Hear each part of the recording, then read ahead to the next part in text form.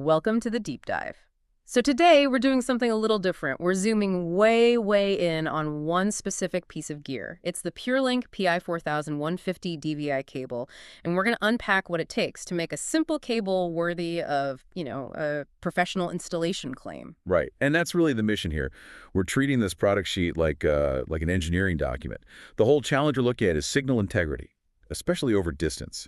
This thing is 15 meters long. 15 meters, that's almost 50 feet. It's a massive hurdle for a high-speed digital signal. And that 15-meter length, along with the part number PI4000-150, that tells us pretty much everything we need to know.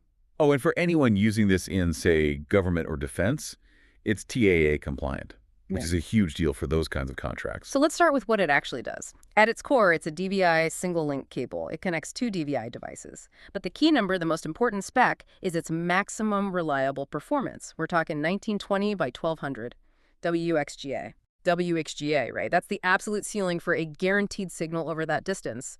And they get really specific on the speeds. A transfer rate of 3.72 gigabits per second and a bandwidth of 165 megahertz. So if you try to push 4K video through this thing, you're just asking for trouble. It's not going to work. Exactly. And what's interesting is the other stuff it supports, all the legacy standards, HDCP for copy protection, CEC, even old TV formats like 1080p and 720p. It's built to be backward compatible, but firmly within that WXGA limit. Okay, so this is where it gets interesting, the engineering part. Why would you need such high-quality materials for what is today a legacy signal? My first thought is, 24-karat gold on a DVI cable, isn't that just premium marketing? On a short cable, maybe. But at this distance, no, it's completely functional. The gold plating is critical. It's for corrosion resistance, for making sure the connection stays perfect for years and years in an install. The inner conductor is high-purity tinned OFC copper. Yeah.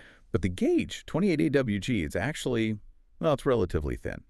So the fact that the wire is thin tells you that something else must be doing the heavy lifting to protect that signal. Exactly. And that's the triple shielding.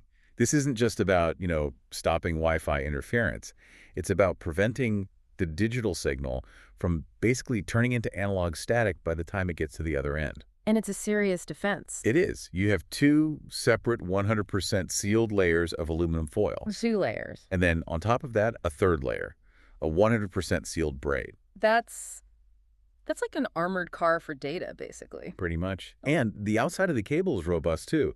It's a round, flexible PVC sheath, about 7.3 millimeters thick. Which means it can handle being pulled through conduit or bent around corners during an installation. But thickness tells you it's built to be handled, maybe a bit, roughly. Okay, before we wrap up, we have to talk about the confusing part of the product listing. It mentions things like 4K resolutions and an Ethernet channel. Those are HDMI features. We should be clear that this cable's DVI specs mean 1920 by 1200 is the real limit. Yeah, that's a classic case of marketing, getting ahead of the hardware. The cable itself uses high-end tech that could maybe support more. But it's limited by the DVI connector at each end. Exactly. So what it all means is this. The gold, the high-purity copper, the insane triple shielding. It's all there to validate its place in their premium PureInstall series.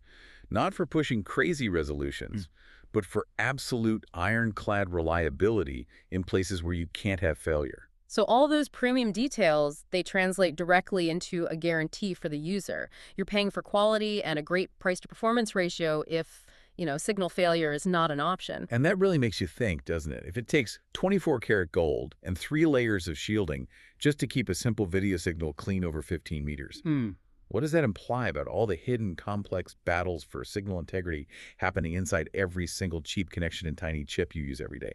That's the real cost of keeping things clear.